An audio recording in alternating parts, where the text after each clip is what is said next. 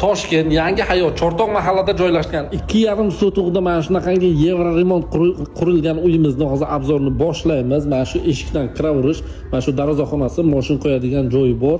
Podval, 4 ta xona plus hol podvali bor, keyin alohida sanuzeli bor. Hozir ichkarini obzor qilaman, gap bilish mumkin emas.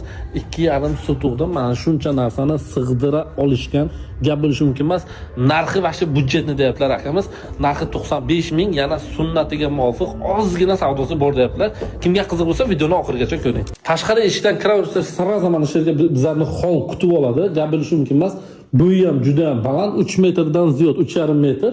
Mana shu chap qo'limizda bitta kattagina zal bo'ladi. Mana shu birinchi qavat общий sanuzel bo'ladi. Mana bu yerga kattalar uchun yotoqxona. Eng qizig'i, har bitta xonasiga trezasi bor. Mana shu orqa tarafda mana shunaqangi hovlichasi ham bor. Gap bilish mumkin emas. Shu yorug'lik tushishi uchun mana shu trezani qilib qo'ygan akamiz. Mana shu yerni o'ziga hol, mana kattalar uchun yotoqxona, mana shu zal 3 ta bo'ldi. Mana bu 4-xona bo'ladi. Buni kuxunni studiya qilsa ham bo'ladi.